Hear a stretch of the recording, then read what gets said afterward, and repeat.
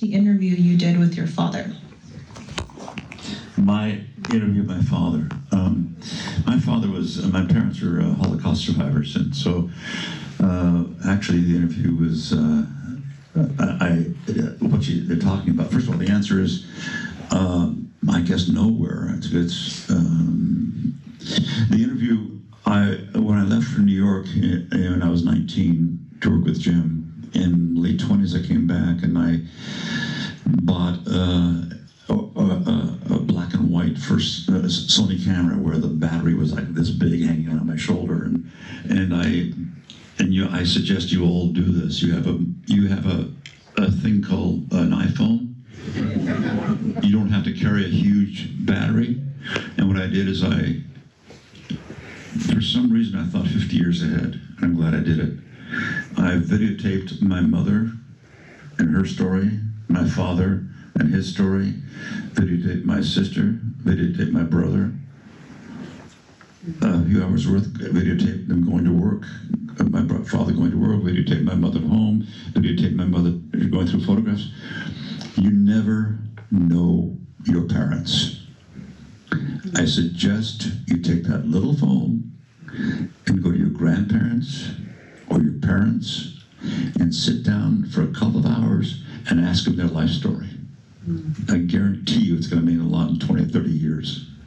And that's what I did. And so there's a half an hour of my dad talking about their escape from the Nazis. And that was part of an exhibit at the San Francisco Jewish Museum. And also, it just was a year and a half at the Hague, the National Archives at the Hague.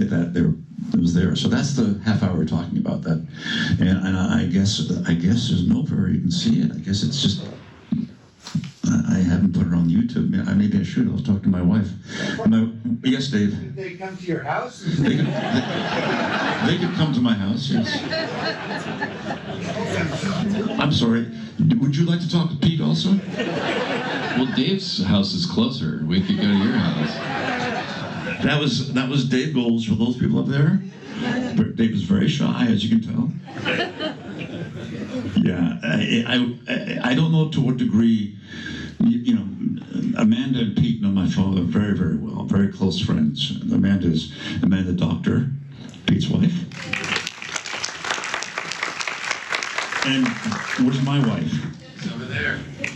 Victoria, my wife, Victoria. So you have a wife, but I have a wife too, And I have a sister. Where's Jenny? Stand up to Jenny. Okay. I said I have no other friends or family. We have her half-hour video queued up. Let's It's nothing I'm trying to keep away from. I just didn't know anybody else would be interested. So it's a very nice question. Thank you for the question. I guess I don't know how to do that. Thank you so much. Next question. What enticed you to direct What About Bob? Well, again, the script, there's two reasons. One was I could see the funny in the script, but it wasn't right. Again, they pushed too much for the comedy, which means to me, when you push too much, your brain is working thinking, oh, this is going to be funny. You don't want your brain. You want your instincts and your heart. And there's, as good as it was just too much. So but I sensed the value of it. It was actually Jeffrey Katzenberg and Billy who said, hey, you want to direct this? They asked me to direct it. And that's where it started. But another reason I took it was Jim had just died. And I was happy I found something I liked, or not liked, but I saw the potential in, because that was rather hard. What is one experience that you passed on that in retrospect you wish you had taken? Could you repeat that, please? Sure. What is one experience that you passed on that in retrospect you wish that you had taken? You mean as a director? Imagine. Yes. I don't think in retrospect I feel bad about anything I passed on. movies that were offered to me that turned out to be big-time movies, but it makes no difference. I didn't have a take. I didn't have a vision on it. So why say yes, even though they're big stars and everything? You got to have a vision. So I'm not. Every movie I've done, I knew what I was doing. I sensed it, and that's the only way. So I have no qualms about the things I've passed on. We had continued those if you were able to. You're able to. I still think some of the, well, I don't know about you, there's certain ideas that really speak to you at a certain point in your life, and that later you're like, I don't think I can do that. You know, I've changed as a person, and that just doesn't spark for me anymore. So there's some of the things like that, and then there's other things I still think could be cool. Yeah. What was it like directing Marlon Brando in his last film? Well, it was really difficult for both Marlon and me, and it was difficult for people around with Marlon because I found him such a humanist and such a sweet man, but such a tortured man, and it was very difficult because even Marlon was afraid. The great Marlon Brando, even he was afraid because Marlon had not been on screen for a long time, and I think there's pressure on him, but he was a very complex man, and he really didn't let me direct him. I had to shoot defensively, actually. Well, what happened was, okay, I'll just make it as brief as possible. I just finished the gay movie in and of itself, and I had a score company. I was asked by somebody to do the score. I forgot, and I saw the script was a mess, but nevertheless, I sensed how to work on it, and we were working on it through the whole movie. But when I got Bob said yes. Then I thought, Marlon Brando would be really good in this. Not because he was Marlon Brando, although he was a brilliant actor, because I really saw him in the role. And so I sat and talked with Marlon at his home for about 3 hours.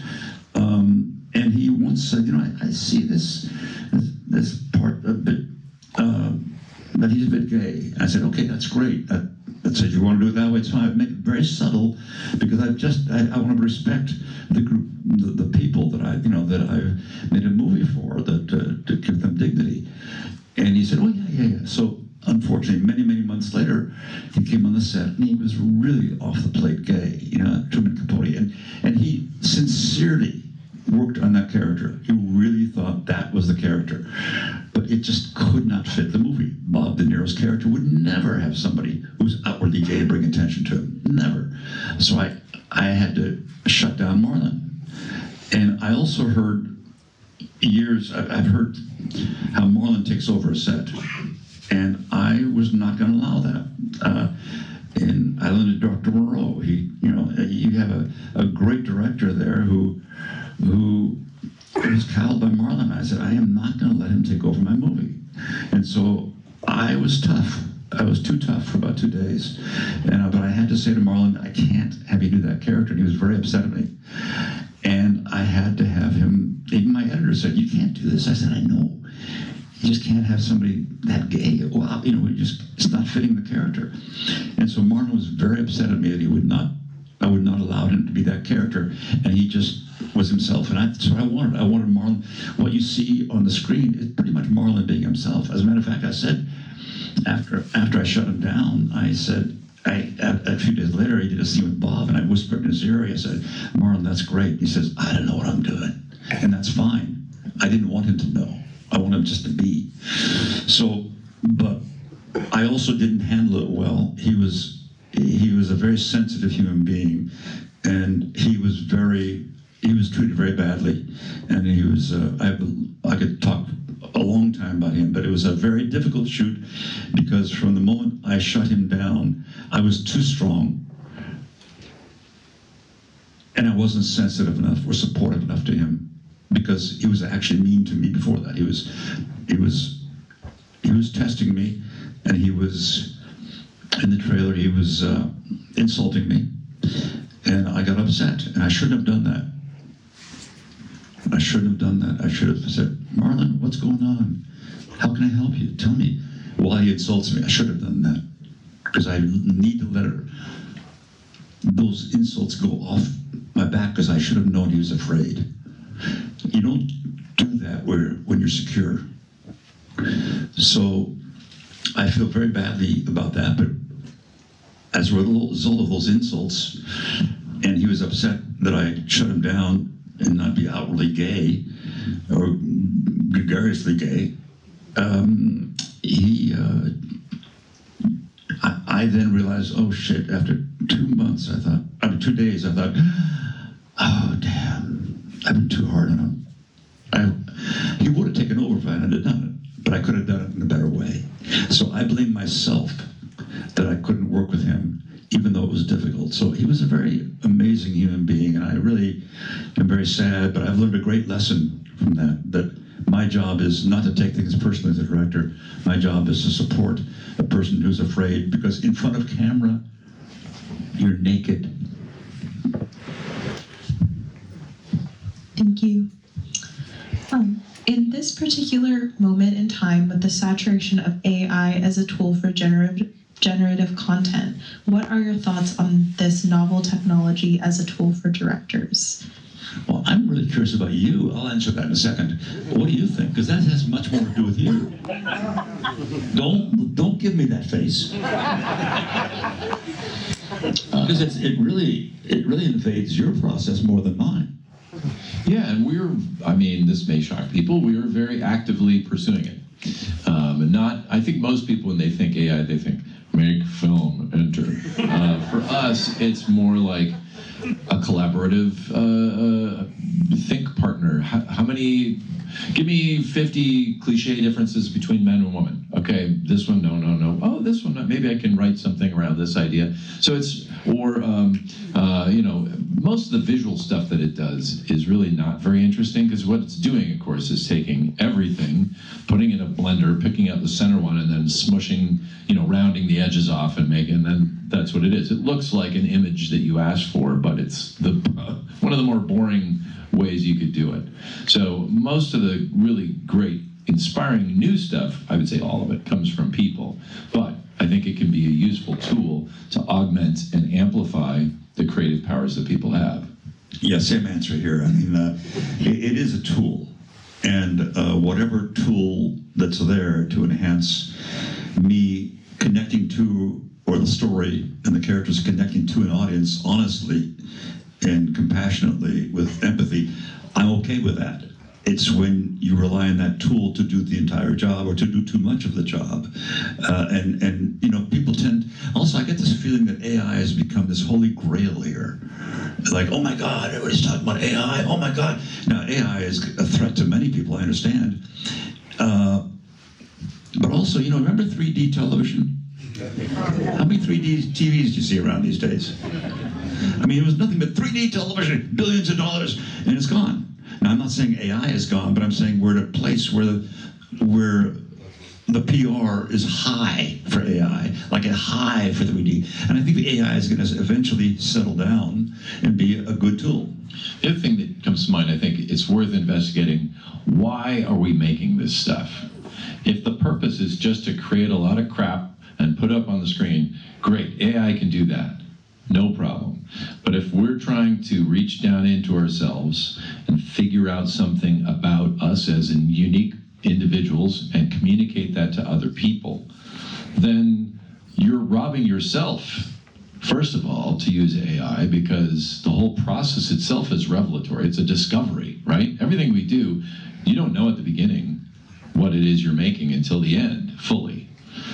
So you're robbing yourself as an artist, and you're robbing the audience of that experience of a connection between a real person. And you're robbing yourself as a human being, too, not just an artist. And I mean that if you're a plumber, if you're a writer, if you're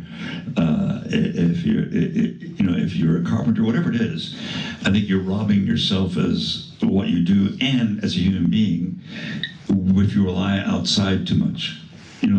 We have a tremendous amount inside ourselves we have never touched. And we have a good opportunity to use that. And when we run away from that and use outside stuff, it doesn't help us as human beings either. But with you, it's just, it's beautiful to hear, because your stuff, your movies, I've always told you this, and that your movies have more heart than other Pixar movies I've seen. You know, there's much more heart in your movies that connect to me and touch me as a human being, as opposed to watching an animated movie. You know, so I'll give you your $50 later. it's true. It's true for me anyway. Puppeteers are leaving. Come back, I'll tell the truth. Come back, I'll tell the truth. Okay, this is the truth. Okay? When I first directed, my first movie by myself was Muppets Take Manhattan. Thank you. The puppeteers didn't feel that way. Okay. It was written by two people who were really talented, but I felt it was a repeat of the first Muppet movie. I thought there were too many gags, and I tend to work with relationships. But so I asked Jim, can I do a rewrite on it? And he liked it, and then he asked me to direct it. Now, I'd only helped him direct Dark Crystal, which was a massive film, but this is my first film. And when you're doing your first film, unfortunately, we all have to go through it. In the first film, you think you have to control everything, that you have to know everything. You know, I mean, this. I'll go to the puppeteers in a second, but for instance, I knew my shots, and I'd say, okay, let's do the setup over here and such, let's put the camera over here, for instance. And my DP says, well, Frank, you've got a camera operator who's really good. Even though you have a good idea, maybe you should ask him first, and then you can change your mind. But I was a first-time director, and I had to make sure that I knew what I was doing. I was in control, so people could see that I knew what I was doing. And that happened with the Muppets, with the performers. And they hated me. Am I right, Dave? For years. For years, he said. They had the right to hate me, because I was insecure. I had written it. I was performing all my characters, and I was directing it. And so I was up against it, but I was miserable. I was micromanaging the puppeteers, and they hated me. Not only that, the workshop hated me. And it's taken, I think yesterday you changed your mind, didn't you? There's still a little residual. But this is what happens the first time, and then you realize as time goes on, just leave people the hell alone and let them do their job, and now I'm doing that, and come in when necessary. But it's taken me a long time to get to that, and Dave Goles hated me for so long. It was really bad. It was really bad, and Dave and I love each other and been friends for 45 years. So it was not good. It was, and I was the writer. I did all my characters, plus I was the director, and I had all this pressure on me. It's the first time I ever did it, and so I learned that way. Unfortunately, What film did you have the most fun while making? Well, there are two movies that I had most fun making. Why are you here? Well, I was assuming it was Inside Out 1 and 2. Yeah.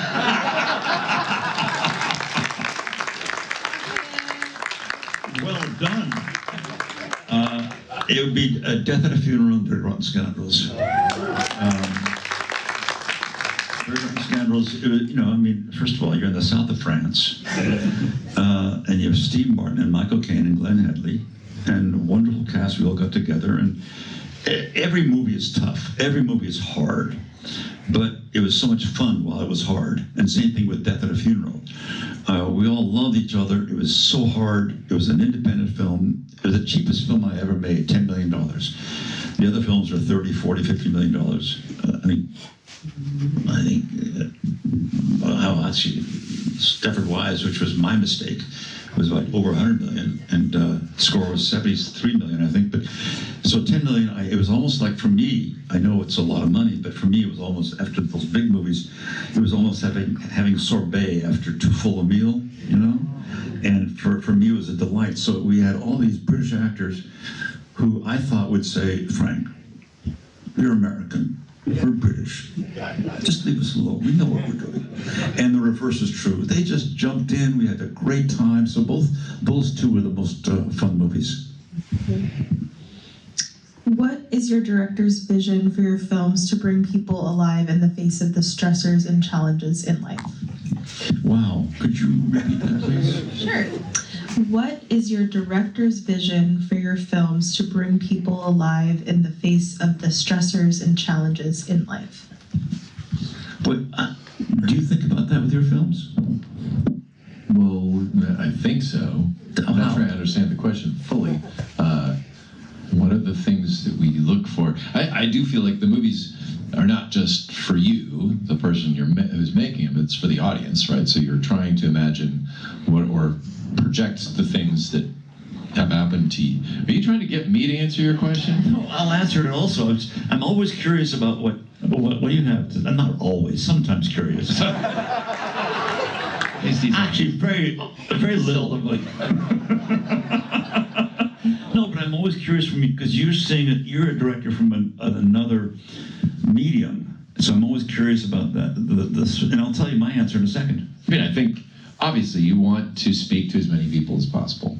I think that's one of the processes. The way we work is not only to make the movie better, but to widen it, to make sure that the thing I'm talking about that is very personal to me is also applicable in some way to as many people as I can. Yeah, I want to answer that honestly. Could you repeat it again for me? Sure.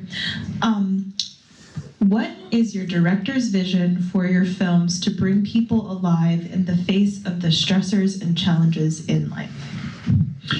You know, I'm going to change my answer when you're done. Oh, Jesus Christ. Go ahead. No, go ahead. I do think the stressors and challenges of life are what the movies should be about. You're not trying to... I know there's this great debate, which you've probably been a part of too, in Hollywood. They're like, we don't want this to be about anything. It just should be fun. It just should be fun. And I'm like, well, then why go to the movie if it's not about anything? Yeah, I want to have it be fun too, but it's got to have some substance, something that I'm grappling with in my life. Yeah, even in my comedies, there's always, I can't make it superficial, there's always something going on underneath my comedies that have to do with my views, humanity, or whatever. For instance, Death at a Funeral. Have you seen Death at a Funeral, any of you? Well, for instance, what was going on underneath that movie was not the comedy, but all my decisions were based on one line, which was, it's about a wife who thinks her husband is better than he thinks he is. From that moment, that is underneath. So therefore, even though it's a comedy, it's a farce. Not a comedy, but a farce. Underneath it, I have to have something going on, or else the ending won't work, it won't touch you. I think the answer for me is that I hope and bank that I'm as vulnerable and flawed and imperfect as everyone else. And so what appeals to me has a collective universal feeling, because I can't make a movie for anybody else. I don't know what you think. I can only make a movie for me. If it's for me, I've got to believe me, who goes home and does the dishes like anybody else, who goes to the grocery store like everybody else, that I'm not in that Hollywood bubble, but rather I'm not normal, I'm gifted in some way, I guess, otherwise I wouldn't be here, but still, I think I make it for me, because me is you. And operating from a sort of broken place, you're doing the best with what you have. Absolutely. And we're all here, not broken maybe, but no one's perfect in this room. We're all imperfect. We're all struggling to find who we are and struggling to have harmony and peace to the degree we're able to in this crazy world. And I'm one of you. And so, and Pete is too. And so this is how we, I think it's not unlike Tennessee Williams or anybody else as an actor, either the writer or an actor. You use your art to try and try and make sense of who you are in this world. I think that's a great way to end. Frank Oz. Keep on